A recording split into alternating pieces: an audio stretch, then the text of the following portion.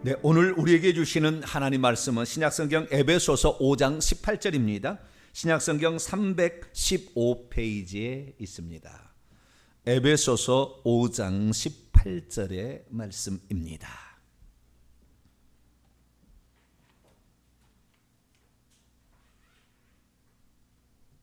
다 찾으셨으면 한 구절이니까요. 합독하시도록 합니다. 시작. 술 취하지 말라. 이는 방탕한 것이니 오직 성령으로 충만함을 받으라. 아멘. 기도하겠습니다. 거룩하신 하나님, 존귀하신 주님 앞에 흠 많지만 허물 많지만 사랑받기 원하여 왔습니다. 내게 오는 자 결코 내어쫓지 아니하리라 약속하셨기에 자비로우신 하나님의 날개 그늘 아래 왔사오니 저희를 오늘도 품어주시어서 흠과 죄와 허물들을 다 씻어주시며 말씀으로 새롭게 되고 우리의 영이 강건케 되는 이 시간 되기를 원합니다. 하나님 오소서 성령으로 말씀하여 주옵소서. 우리 주 예수 그리스도의 이름으로 기도하옵나이다. 아멘. 오늘 시간에는 성령 충만을 받기 위해 꼭 필요한 세 가지는 무엇인가? 라는 제목으로 함께 말씀의 은혜를 나누기를 원합니다.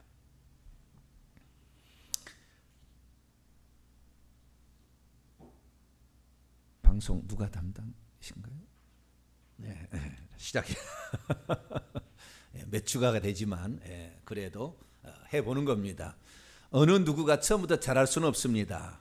시작은 미약하지만 나중은 창대하리라. 할렐루야. 오늘도 예배 시간을 통하여 하나님을 만나는 여러분의 영혼 위에 하나님의 놀라운 은혜가 함께하길 바랍니다.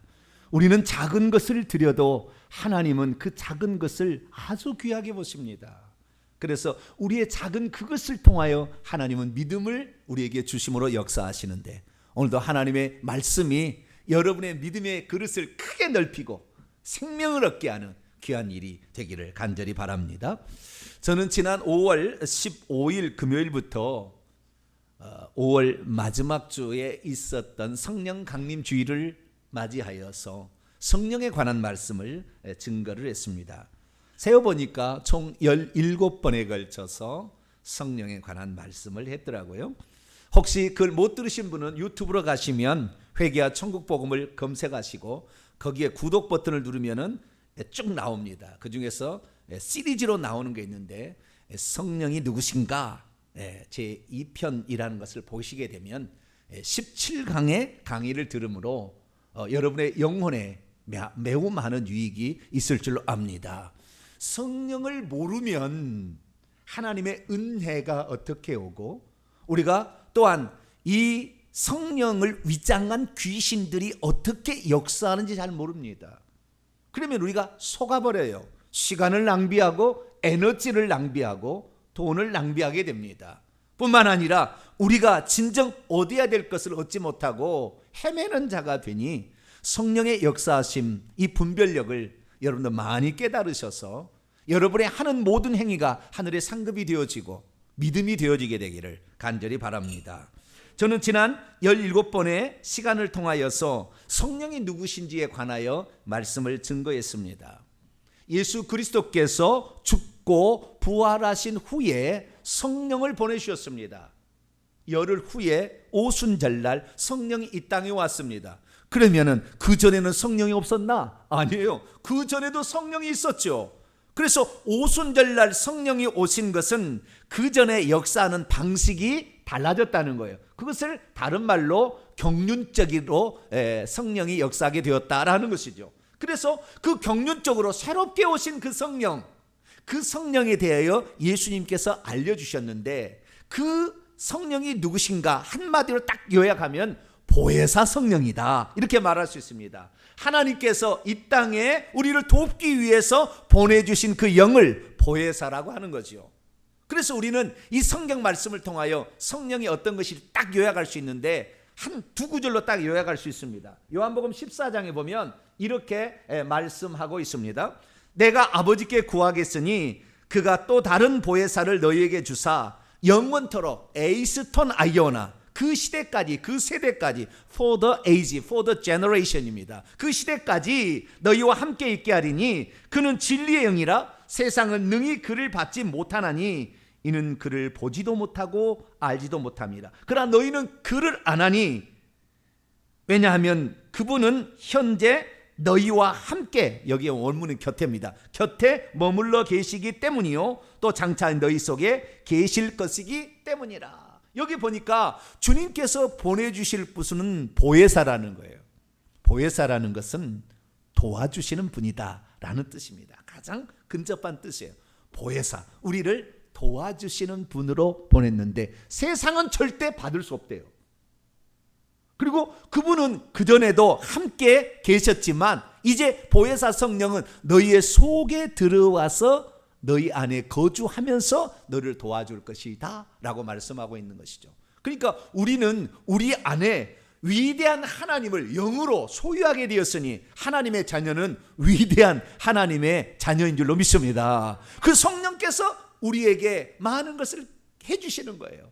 우리를 도와주시기 위해서 수만 가지 일을 하시는 거죠. 그래서 제가 성령께서 무슨 일을 하시나 라고 정리를 해봤더니 한 10가지로 요약이 됩니다. 그래서 10가지 일을 성령께서 내 안에 들어오셔서 경륜적으로 일하시는 거죠. 제가 요약해봤습니다. 첫째, 보혜사 성령께서는 말할 수 없는 탄식으로 우리를 위해서 중보하신다, 기도해 주신다. 두 번째, 양자의 영을 주시어 사람을 중생케 하심으로 하나님의 자녀가 되게 하신다. 세 번째는 하나님의 자녀가 된 것을 우리의 영에게 확신을 시켜주신다. 네 번째는 우리가 잘못을 범할 때에는 책망을 하시는데 이때 책망은 하나님의 말씀을 생각나게 함으로 우리를 책망하십니다. 그리고 다섯 번째, 진리 가운데로 우리를 인도해 주신다. 그러니까 우리가 진리를 알려면 성령을 도움을 받아야 되는 것이죠. 뿐만 아니라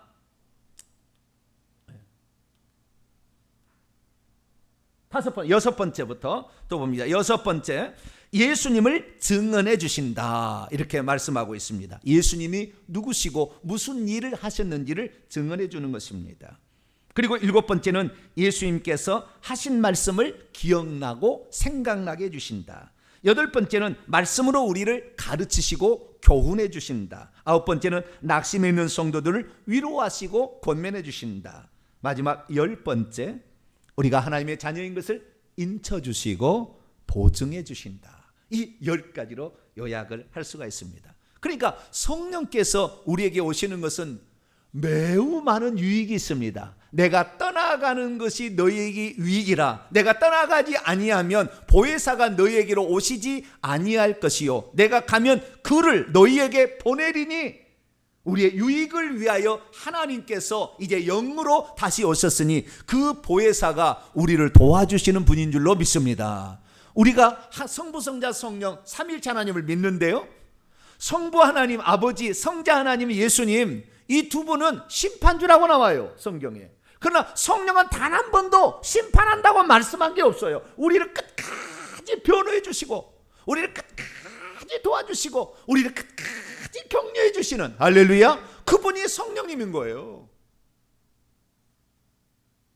성경에는 성부에게 경배를 드리라, 성자에게 경배를 드리라는 말은 나와요. 그리고 경배했다는 말이 나와요. 예배했다는 말이 나오지만 단 한 번도 성령께 경배하라, 성령께 예배했다는 말이 나오지 않습니다. 성령께서는 자기가 경배 받으시는 것이 아니라 경배 받으실 분을 향하여 기꺼이 자기를 낮추시고 없애버리시고 오직 예수 그리스도가 누구시고 하나님이 누구신 바를 드러내시는 분이다. 할렐루야. 그는 자기가 없어요. 그래서 오직 남을 위해서 특별히 이 땅에 보내진 일곱 영으로서 성령은 우리를 돕기 위해서 끝까지 포기하지 아니하시고 우리가 죽는 그날까지 우리를 도와주시는 분이니 이 성령님을 의지하여 여러분의 신앙생활이 성공적인 신앙생활이 되기를 축원합니다. 그래서 우리의 삶에 있어서 성령을 의지하고 성령을 따라가는 삶은 필수적이죠. 그러면 이 성령의 인도를 받고 성령의 가르침을 받고 성령의 도우심을 받는 상태, 이것을 뭐라고 하느냐? 이것을 성령 충만 받는다 이렇게 말합니다. 그래서 우리가 이 땅에서 신앙생활을 성공적으로 해서는 성령의 충만함을 받아야 될 줄 믿습니다. 그분이 우리를 온전히 인도하실 수 있도록 우리가 그분께 배려해 드릴 때 그분은 더 신나서 우리를 인도해 주시니 우리의 신앙생활이 이 성령의 인도하심으로 말미암아 꼭 우리가 죽는 날 천성에 이르는 복된 성도가 되기를 간절히 바랍니다. 그래서 오늘은 이 성령의 충만함을 받기 위해서는 우리가 어떻게 해야 될 것이냐, 3가지 요점사항을 오늘 공부하게 될 것입니다. 이것을 명심해서 우리가 일평생에 성령의 잘 가르침을 받고 인도하심을 받아 하나님의 위대한 일들을 감당하는 복된 성도가 되기를 바랍니다. 오늘 본문 말씀은 어떤 말씀입니까? 성도는 오늘날 주의 뜻이 무엇인지 깨달아 이전에 술 취하던 방탕한 삶을 버리고 오직 성령으로 충만함을 받아야 한다고 했다는 말씀입니다. 왜 사도 바울은 예수 그리스도를 믿는 것만으로 충분하지 않고 성령의 충만함을 받아야 한다고 말하고 있을까요? 믿음만 가지고 있으면 됐지 굳이 성령 충만을 받아야 할 특별한 이유라도 있었던 것일까요? 과연 우리는 어떻게 해야 성령의 충만을 받을 수 있는 것일까요? 그리고 우리가 성령 충만을 받게 되면 과연 어떤 결과를 얻게 되는 것일까요? 오늘 본 말씀은 사도 바울이 로마에 붙잡혀가서 감옥에 있을 때 자기가 개척하면서 가장 사랑했던 교회가 에베소 교회인데 그 에베소 교회를 향하여 보낸 옥중 편지입니다. 여기에서 사도 바울은 오직 술 취하지 말라 이는 방탕한 것이니 오히려 성령의 충만을 받으라 라고 그들에게 권면의 말을 했습니다. 믿음이 없으면 한 번 성령 충만함을 받으면 되었지 왜 계속해서 성령 충만을 받으라고 명령하는지 알 수가 없습니다. 믿음이 없으면 예수만 믿으면 되었지 굳이 성령 충만을 또 받아야 되는지 의아하게 생각합니다. 믿음이 없으면 하나님께서는 참 우리를 귀찮게 한다고 생각합니다. 믿음이 없으면 하나님은 참 우리를 많이 간섭하려고 든다라는 생각도 할 수 있습니다. 믿음이 없으면 하나님은 참 나를 통제하려고 애쓴다라고 생각할 수 있습니다. 믿음이 없으면 성령 충만이 없을 때 자신의 영혼이 죽어가고 있다는 사실을 깨닫지 못합니다. 믿음이 없으면 성령 충만을 받지 못할 경우 하나님으로부터 점점 멀어져 간다는 것을 깨닫지 못합니다. 믿음이 없으면 성령 충만을 받지 못할 경우 구원까지 잃어버릴 수 있다는 사실 자체를 알지 못하고 살 수 있습니다. 그러므로 저와 여러분은 성령 충만을 받아서 하나님께 더 가까이 가기를 바라고 하나님께서 계시는 저 천성에 확실히 이르게 되는 복된 성도가 되기를 축원합니다. 그러면 대체 성령 충만이란 무엇을 가리키는 것일까요? 우리가 성령 충만하다라고 했을 때 그 충만이라는 것은 무엇을 말하는 것일까요? 이 충만이라는 단어를 헬라 원문을 보게 되면 플레로라는 그런 단어를 쓰고 있습니다. 플레로라는 이 단어는 가득 차게 만들다, be filled with예요. 뭘로 가득 차게 만들어지는 상태, 충만하게 되는 상태, 이걸 가리키는 것입니다. 그러니까 성령 충만해서 많은 사람은 어떻게 생각하느냐 이런 겁니다. 옛날부터 신앙생활하는 사람은 성령 충만으로 뜨겁게 뜨거운 것이 성령 충만이구나. 어떻게 뜨겁게 해야지? 기도를 해야지. 막 그래가지고 막 어느 날 막 땀이 뻘뻘 나서 막 뜨거워지면 이야 나는 성령 충만해서 막 물론 기도하는 것도 성령 충만을 받는 방법이 하나겠지요. 그러나 기도 충만, 은사 충만이 성령 충만은 아니에요. 어떤 사람은 성령 충만에 대해서 어떻게 생각하냐면 자신의 전 인격, 성품이 예수 그리스도의 성품으로 달라지는 것이 성령 충만이다 이렇게 합니다. 전자는 순복음 쪽에서 기도를 많이 강조한 쪽이 그렇게 하고 후자는 장로교 쪽에서 그렇게 말하는 거죠. 그래서 네 성품이 아직도 개떡 같고 네 성품이 아직도 조절이 안 되고 있으면 너는 성령 충만 받지 못했다라는 것을 우리가 종종 듣게 되는 것이죠. 그러면 우리의 성품이 달라지면 성령 충만 받은 것입니까? 그것을 성령 충만이라고 말하는 것입니까? 성경은 성령의 충만을 받으라라는 이 말씀에 이 헬라어는 정확하게 그것이 무슨 뜻인지를 우리에게 알려줍니다. 단어의 뜻만 알려주는 것이 아니라 어떻게 되어지는 것이 성령 충만인지를 말하는 거죠. 원문에 보면 알라 벗입니다. 그러나 플레루스데라는 것은 너희는 현재 명령법 수동태입니다. 2인칭 복수예요. 너희들은 충만하게 되어지고 있어라.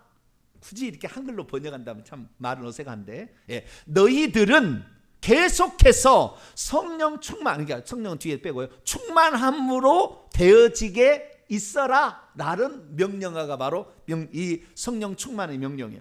성령 충만을 받으라라는 말은 능동태가 아닙니다. 수동태예요. 내가 주여 나는 오늘부터 성령 충만을 받아야 되시니까 성령 충만을 주시옵소서, 그렇다고 해서 그날 성령 충만 임하는 게 아니라 성령께서 보시고 이 사람이 성령 충만한 상태가 될 것 같다 하면은 그분이 우리 안에 가득 차심으로,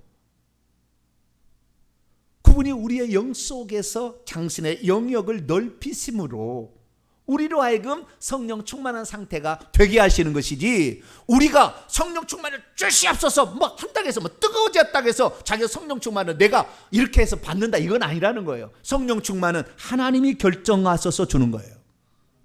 그렇지만 이것이 성령 충만이 한 번으로 된다면 왜 현재 명령법을 썼겠어요?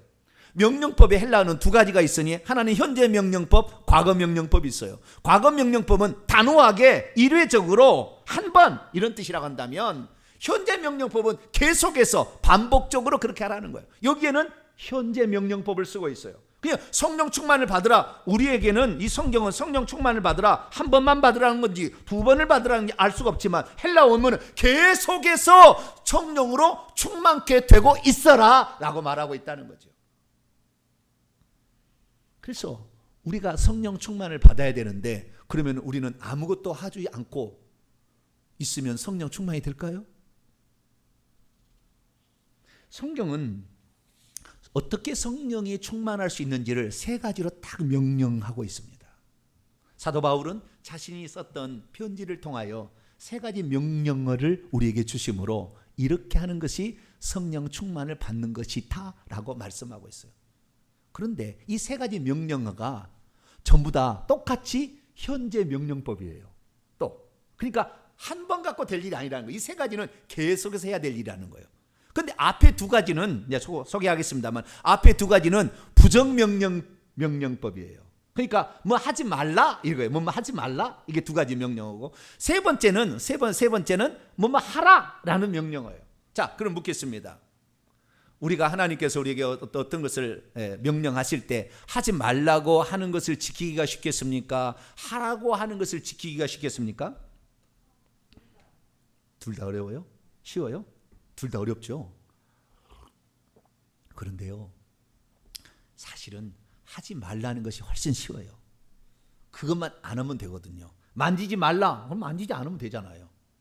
조심해라 라고 명령했다고 합시다. 이거 긍정명령. 어떻게 조심해야 조심하는 거예요? 칼이 안 가까이 가는 겁니까? 손 안 대는 것입니까? 아니면은 아예 칼 주위를 안 가는 겁니까? 이게 잘 몰라요. 성경에 보게 되면 십계명이 있잖아요. 십계명도 하지 말라라는 명령과 하라는 명령이 있습니다. 여러분 여기 성경책을 뒤를 딱 열어봐봐요. 십계명이 있습니다. 십계명이 있는데, 이 십계명 가운데에 하지 말라는 것과 하라는 게 있는데, 하지 말라는 것은 무려 몇 가지냐? 8가지. 하라는 건 2가지밖에 없어요. 안식일을 거룩히 지키라, 내 부모를 공경하라. 이 2가지는 하라는 것이고요, 나머지는 전부 하지 말라는 거예요. 간음하지 말라고 하면 안 하면 되는 거예요. 거짓말하지 말라, 거짓말 안 하면 되는 거예요. 근데 안식일을 거룩히 지키라, 안식일을 거룩히 지키는 것은 새벽부터 나와서 저녁까지 예배를 드리는 것이 거룩히 지키는 건가? 주일에 절대 물건을 사지 않아야 거룩히 지키는 것인가? 주일날에 식사하러 가족끼리 가면은 거룩히 지키는 것이 아닌가? 어떻게 하는 것이 거룩히 지키는 것이지? 어렵습니다. 그래서 이스라엘 나라는요, 안식일을 거룩히 지키는 39가지 법을 보조법으로 만들어 놨어요. 이렇게 하면 안식일을 거룩히 지키지 않은 거다, 아는 것이라는 걸 또 거기 만들어 놓은 거예요. 그래서 뭐 하라는 게 쉽죠. 내 부모를 공경하나? 아니 명령이 좋잖아요. 그런데 얼마큼 해야 되는 거야? 하루에 한 번씩 문안 인사를 드려야 그 부모를 공경하는 겁니까? 아니면 생일날에 옷 한 벌을 해드려야 공경하는 겁니까? 매 주마다 용돈을 10만 원씩 보내드려야 공경하는 거? 알 수가 없어요. 알 수가 없어. 그래서 사실은 뭐 하라는 명령보다는 하지 말라는 명령을 줄 때 감사해야 될 줄로 믿습니다. 하지 말라 그러면 하나님 왜 하지 말라고 그러지 마 이렇게 하지 말고 그것을 우리를 사랑해서 더 쉽게 우리가 하나님을 잘 섬길 수 있도록 쉽게 성령 충만을 받을 수 있도록 하시기 위한 하나님의 배려로 알고 이 부정명령을 기쁘게 받을 수 있게 되길 바랍니다. 첫 번째는 뭐냐? 데살로니가전서 5장 19절에 나와 있는데요. 너희들은 성령을 소멸하지 말라 이렇게 되어 있어요. 너희들은 여기에 부정명령인데 현재 능동태입니다. 들어가기 전에 우리 하나 기억해야 될 건 뭐냐면 이 세 가지 명령형이 아까는 성령 충만을 받으라는 것은 수동태였잖아요. 그런데 이렇게 해야 되는 구체적인 강론에 들어가서 세 가지 수단의 방법을 얘기할 때는 전부 능동태예요. 우리가 그렇게 해야 되는 거예요. 우리가 가만히 있으면 성령 충만되지 않아요. 그러니까 우리가 한다고 해서 성령 충만이 꼭 이루어지는 건 아니지만 우리는 반드시 해야 될 일이 세 가지가 있다. 능동태 구문인데요. 부정능동태 구문인데 첫째는 성령을 소멸하지 말라 이렇게 되어 있어요. 소멸하다는 말은 스베니우미라는 헬라 단어인데요. 이것은 끄이다, 진화하다, 억누르다, 제지하다, 억제시키다 이런 뜻입니다. 이것에 대한 현재 명령법이죠. 한 번이 아니라 계속해서 하지 말라. 다시 말해서 성령이 어떤 활동을 하시려고 하는데 그것을 억눌러 버리는 일을 해서는 안 된다. 이것이 성령 충만의 첫 번째 비결이라는 것이죠. 그래서 이 스베뉴미라는 단어를 다른 성경은 어떻게 번역했는가 제가 살펴봤어요. 그래서 이렇게 나와 있습니다. 공동 번역, 성령의 불을 끄지 말라. 아마 이 불로 하는 사람은 이 공동번역 성경을 좋아할 거예요. 왜? 불을 끄지 말라. 불 뜨겁게 돼야 된다. 막 이렇게 된다. 아니 그렇지 않아요. 그런 뜻만 있는 게 아니라 쉬운 성경을 보니까 성령께서 일하시는 것을 막지 말라. 킹 제임스 흠정역은 성령을 억누르지 말라. 현대인의 성경은 성령님의 활동을 제한하지 말라. 성령이 우리 안에서 무슨 일을 하고 싶어 하는데 그것을 짓눌러 버리고 억눌러 버리면 너 그에 가서 먼저 손을 내밀어. 성령이 우리에게 말씀하세요. 이 체면이 있지 내가 어떻게 가서 저놈이 올 때까지 내가 기다려야지. 그리고 해버리면 성령을 억눌러 버린다. 성령이 우리 안에서 무엇인가를 하도록 우리에게 요청할 때 그분에게 나의 주권을 내어드리고 그분이 하실 수 있도록 내 자신을 몸을 드릴 수 있는 복된 성도가 되기를 바랍니다. 그래서 억누르지 말라, 이 성령을 제지하지 말라 이런 뜻으로서 우리는 성령을 소멸하지 않아야 될 줄로 믿습니다. 사람은 사실 두 주인을 절대 섬길 수 없어요. 이걸 좋아하면 이것을 약할 수밖에 없어요. 두 주인을 섬길 수가 없는 것입니다. 우리가 성령께서 우리 자신을 인도하도록 내드리지 않는다면 그것으로 끝나는 것이 아니라 누군가가 나의 주인이 되어서 나를 끌고 간다는 거죠. 그러니까 내가 성령께서 나에게 하고 싶은 대로 해드리면 우리는 성령의 사람이 되고 성령 충만하게 될 텐데 만약에 그걸 짓눌러 버리면 다른 주인이 나를 끌고 갈 거예요. 그래서 여러분은 성령께서 여러분에게 어떤 것을 하고자 했을 때 주권을 그분에게 내어드림으로 성령을 소멸치 않는 성도가 되기를 축원합니다. 그러면 우리가 성령께 우리 자신을 내어드리지 않을 때 무슨 일이 일어날까요? 성경에 보니까 바울은 이렇게 얘기하고 있습니다. 로마서 7장에 내 속 곧 내 육신에 선한 것이 거하지 아니하는 줄 아노니 원함은 내게 있으나 선을 행하는 것은 없노라. 내가 원하는 바 선을 행하지 아니하고 도리어 원치 아니하는 바 악을 행하는데 만일 내가 원하지 아니하는 그것을 하고 있다면 그것을 행하는 자는 내가 아니야 내 속에 거하는 죄다 이렇게 말씀하고 죄된 본성이 아담의 타락이 우리에 스며 있어서 우리를 끌고 가는데 만약 우리가 성령께 우리 자신을 내어드리지 못한다고 한다면 죄가 우리를 끌고 갈 수밖에 없다. 그래서 우리가 성령께 내드리지 않으면 중립상태에 있는 게 아니라 우리는 누군가에게 내 주권을 내어드릴 수밖에 없는데 성령께 내어드리면 여러분의 삶이 거룩한 삶이 될 것이고 모든 삶의 열매가 하나님께 드려지면 천국의 아름다운 상급이 될 것이고, 여러분이 이 하나님 말씀에 순종할 때 귀신이 틈타지 못함으로 여러분의 삶은 날마다 하나님이 지키시는 삶이 될 줄로 믿습니다. 그래서 예수님께서는 이 땅에 사실 때 기도하시면서 이렇게 말했어요. 아버지여, 만일 이것이 아버지의 뜻이라면 이 잔을 내게서 옮기시옵소서. 그러나 내 원대로 마시고 아버지의 뜻대로 되기를 원합니다. 항상 성령께서 나를 주관하실 수 있도록 내어드리는 복된 성도가 되기를 바랍니다.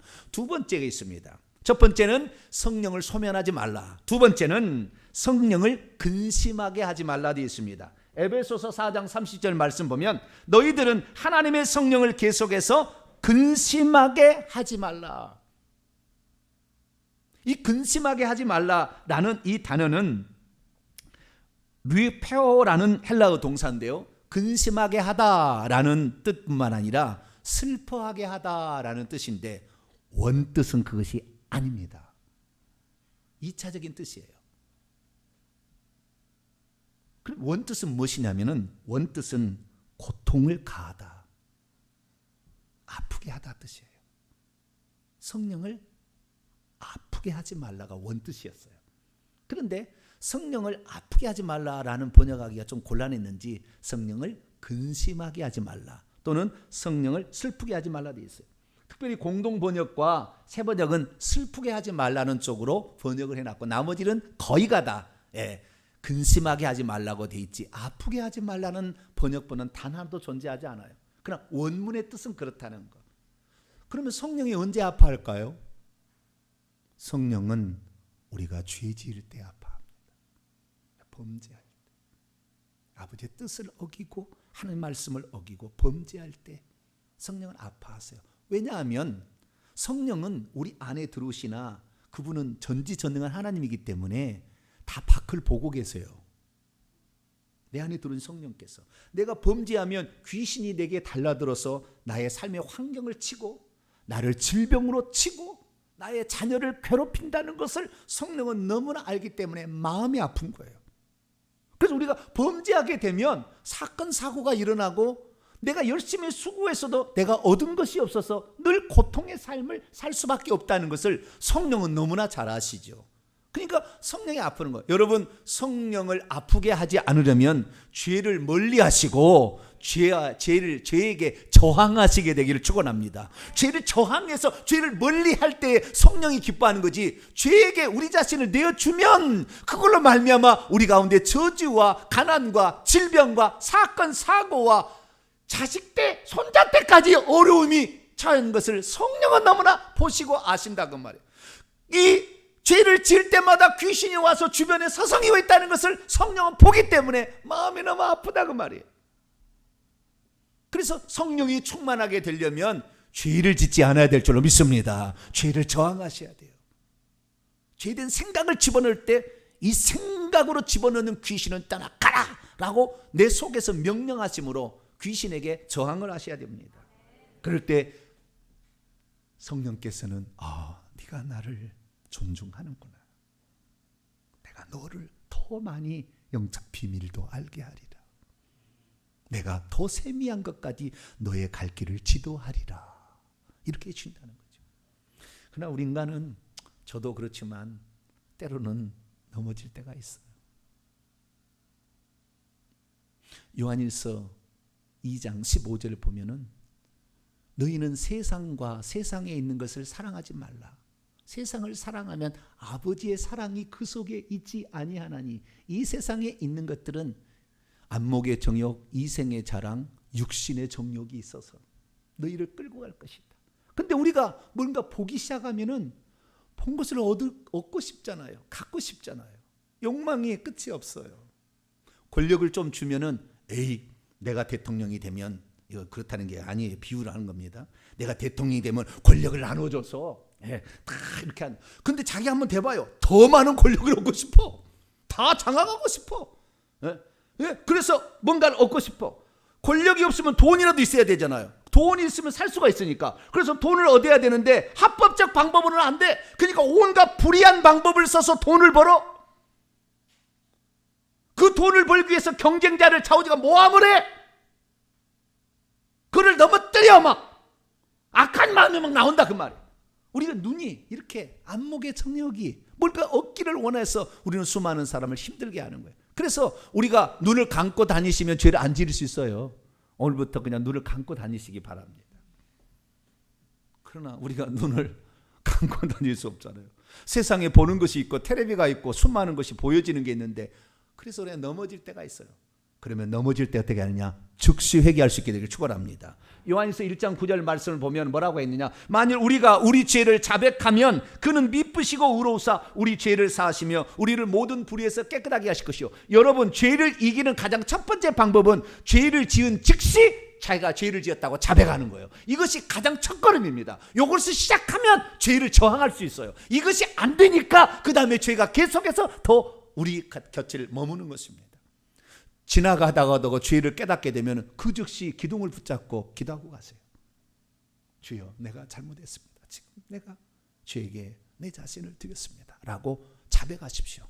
주님은 돌이키는 것은 둘째 문제고, 자백할 때 그는 미쁘시고 의로우사 우리 죄를 사하신다고 했으니, 귀신이 우리에게 그것 때문에 틈타지 못하니까 성령께서 그래도 너는 낫다 얘기하고, 그 다음에 세 번째로 들어가서 우리가 긍정적으로 우리가 이 일을 하게 된다면 성령을 우리에게 충만케 될 줄로 믿습니다. 세 번째는 무엇입니까? 갈라디아 5장 16절입니다.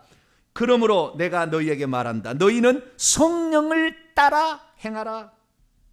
성령을 따라서 행하고 있으랴. 그래야 육체의 욕심을 이루지 아니할 것이다 말씀하고 있습니다. 여기서 행하라는 것은 페리파테오예요. 여기서는 행동하라는 것이 아니라 이것은 걸어가라, 워크예요. 워크. 걸어가라는 뜻입니다. 원문의 뜻입니다. 걸어가라, 걷다, 그 다음에 걸어가다라는 뜻에서 파생해서 거기에서 행하라 또는 살아라 라는 것으로 이제 파생되어 갔습니다.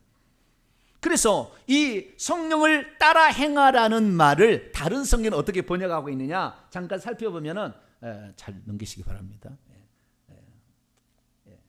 보면은 이렇게 되어 있습니다. 성령을, 개역 한글은 성령을 쫓아 행하라. 가톨릭 성경은 성령의 인도를 따라 살아가라. 공동 번역은 성령께서 이끄시는 대로 살아가라. 새 번역은 성령께서 인도하여 주시는 대로 살아가라. 쉬운 성경은 성령을 따라 살아가라. 우리말 성경은 성령을 따라 행하라. 킹 제임스 흠정형은 성령 안에서 걸어가라.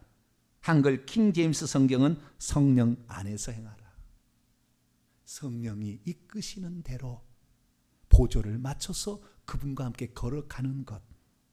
그분이 이쪽으로 가고 싶은데 나는 자꾸 이쪽으로 가려고 해. 안 돼요. 그래서 성령 충만이 안 된다는 거예요. 성령이 이쪽으로 걸어가고 싶으면 보조를 맞추시기 바랍니다. 아, 성령은 이걸 기뻐하시는구나. 그러면 그 상황에 맞춰서 우리가 딱 가능한 거죠. 성령께서 오늘 그래요. 너 많이 힘들잖아. 기도해야지. 너 나에게 부르짖어야지. 성령의 음성이 들렸어요. 그런데 그거를 하나님, 지금 얼마나 지금 힘들어서 지금 일하느라도 바빠 죽겠고 지쳐가지고 있는데 언제 기도를 해요? 저 힘들어요. 그럼 어떻게 돼요? 성령을 그렇게 하기를 원하는데, 그를 지금 살리려고 하는 건데, 그렇게 하면은 어떻게 되는 거예요? 힘들게 일해도 얻은 것이 없다니까요. 하나님이 우리를 둘러준 지를 쳐야 우리가 하는 것을 우리가 얻지요. 그런데 그것을 보호막을 안 만들어주고 열심히 일하면 다 가져가면 남들이 가져가는 거예요. 건강을 가져가는 거예요. 자녀를 막 가져가는 거예요. 물질을 막 가져가는 거예요. 그래서 우리는 성령께서 우리에게 말씀하신 바를 따라서 보조를 맞춰서 거기를 갈 수 있게 되기를 축원합니다. 그 이끄심에 우리는 따라가야 되는 거예요. 그러면 이제 사람은 질문하죠. 목사님께는 성령께서 기도해라 이렇게 음성으로 들려주시나요? 어떻게 그걸 성령의 인도를 알았어요? 물어봅니다. 지금까지 제가 신앙생활을 해왔는데 한 번도 성령께서 병진아 기도하라 이렇게 말한 적이 없어요. 그럼 어떻게 하느냐? 여러분, 성령께서 우리에게 말씀하시는 것이 목소리로 들려준다는 게 아니에요. 목소리로 만약에 들려주고 있다, 물론 그럴 수 있습니다. 일생에, 아니 인류 가운데 몇 번 없어요, 그런 일은. 그러나 그렇게 할 수 있어요. 성령이니까, 하나님이니까. 그러나 그렇게 한다면 대부분 나중에 귀신이 와서, 귀신은 맨날 머물러서 그 일을 할 거니까 귀신이 음성을 들려서 완전히 귀신 충만 만들어버려요. 그래서 절대 음성 들리지 않습니다. 성령은 순간적으로 빛의 속도처럼 팍 지나가면서 다 깨닫게 하는 거예요. 환경 하나를 딱 보더라도, 주변의 환경을 보더라도 너 이렇게 해야지, 순간적으로 생각을 팍 지나가게 하는 거예요. 저는 이 성령께서 역사하시는 것이 다른 게 아닙니다. 기록된 말씀을 통해 우리를 깨닫게 하시는 거예요. 그래서 우리가 이 말씀을 볼수록 성령의 음성을 더 들을 수가 있습니다. 또한 주의 종을 통하여 우리를 깨닫게 하시는 거예요. 우리가 잠시 잊고 살았던 그 부분을 내가 미처 깨닫지 못하고 있었구나, 깨닫게 될 때 그것이 성령의 음성인 거죠. 그때 거기에 보조를 마치게 될 때 여러분은 성령의 충만함을 되는 것입니다. 물론 저는 그래서 성경을 공부하고 성경을 연구하고, 또한 영적 지도자의 많은 사람들의 책을 참조하고 그들의 영상을 저는 봅니다. 그러나 그것만으로 충분치 않습니다. 성령께서는 그 순간에, 그 시에 순간적으로 팍 말씀하시는데, 저에게 있어서는 새벽 시간이에요. 대부분 얼마나 많은 것이 팍팍 지나가는지 몰라요. 이번에 17가지의 이 성령의 그 누구신가 강의를 들어보세요. 놀라운 해안들이 또 거기 있습니다. 이전에 전혀 보지 못한 게 들어있어요. 왜? 순간순간마다 성령께서 깨닫게 하심으로 우리를 인도하시는 것이에요. 할렐루야. 그것이 음성으로 들려진 게 아니에요. 성경을 보면서도 깨닫게 되는 것이고, 이 설교 말씀을 들으면서도 깨닫게 되는 것이고, 가만히 있다가도 깨닫게 되는 것이고, 꿈속에서도 깨닫게 해주세요. 어떨 때는 꿈을 통해서, 사건 사고를 통해서도 우리에게 막 말씀을 하세요. 너 이렇게 해야지.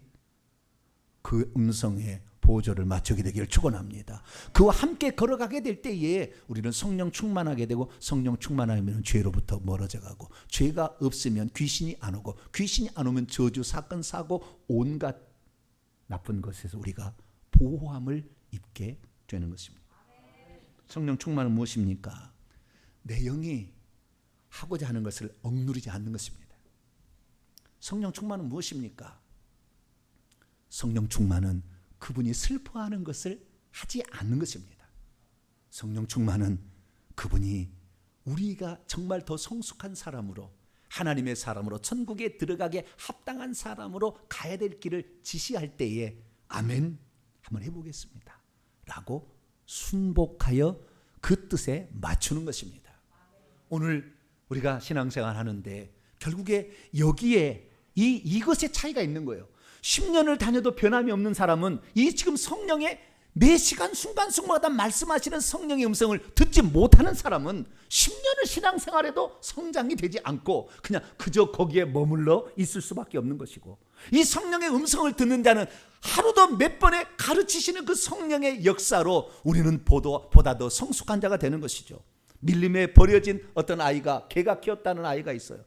그 애는 지능이 멈춰 있습니다. 그러나 아무리 부족한 아이라 할지라도 학교에 보내면 그걸 배우게 되면 이 아이는 똑똑한 아이로 자라게 되는 거예요. 우리의 지성은 이 아담이 창조한 것에 3%밖에 못 쓴다는, 2% 쓰고 천재가 3% 쓴다는데 그것밖에 못 쓰느나, 성령이 우리에게 깨닫게 해줄 때는 그 배움의 그 이상 것을 우리가 발휘할 수 있게 되고, 지식에 뛰어난 그 위에, 그래서 모든 회사를 새로운 창조적 능력으로 바꿀 수 있는 사람이 되어가는 것은 오늘도 우리가 성령을 의지하게 될 때 가능한 일입니다. 성령 충만, 수동태라고 그랬어요. 우리가 결정한다고 될 일은 아닙니다. 그러나 그것은 세 가지의 실제 명령은 능동태였습니다. 거저 성령 충만 얻어지지 않습니다. 우리가 그만큼 노력을 해야 됩니다. 그분이 내 속에서 일하시는 것을 억누르지 마십시오. 저지하지 마세요. 그분이 우리 속에서 슬퍼하고 아파하도록 하지 마세요. 죄를 멀리 하셔야 됩니다. 죄에게 저항하셔야 됩니다. 혹시 죄를 지었다면 길을 가다가도 멈춰서 회개하시고 그냥 다시 운전하고 가세요. 그런 믿음으로 우리가 살게 될 때, 그때부터 새로운 인생이 출발되는 성령이 더 잘 우리를 인도하게 되는 것입니다. 만약 우리가 성경 말씀을 더 공부한다면 성령께서는 더 잘 우리를 성령 충만으로 안내하실 겁니다. 만약 우리가 기도하고 회개한다면 성령은 더 잘 우리를 인도해 주실 것입니다. 만약 우리가 하나님의 말씀에 순종할 준비가 되어 있다면 더 성령께서는 우리를 이끌어 주실 것입니다. 만약 우리가 하나님 앞에 내 입술을 제어하여 부정적인 불평 불만을 하지 아니하고 하나님께 감사합니다, 나를 이만큼 해주셔서 라고 감사할 때 하나님은 더 우리를 이끌어 주실 것입니다. 우리가 누군가의 영혼을 사랑해서 저도 천국 갈 수 있도록 해주세요 기도하게 될 때 성령은 더 기뻐하실 거예요. 우리의 삶이 오늘 어떤 삶인지 다시 한번 점검하시고 이 모든 것을 이루게 될 때 성령께서는 우리를 이 세상의 죄로부터 건져주시고 마귀로부터 건져주시고 질병과 각종 사고로부터 우리를 지켜주시며 우리의 영혼이 떠나는 날 천국에까지 데려다 줄 줄로 믿습니다. 거룩하신 하나님 감사합니다. 오늘 어떻게 하는 것이 성령 충만인가, 성령이 내 안에 가득 차게 하는 것인가 배우게 하시니 감사합니다. 성령을 억제하지 말고 성령을 아프게 하지 말고 성령의 보조를 맞추어 갈 수 있는 저희들 되게 해 주옵소서. 우리 주 예수 그리스도의 이름으로 기도하옵나이다.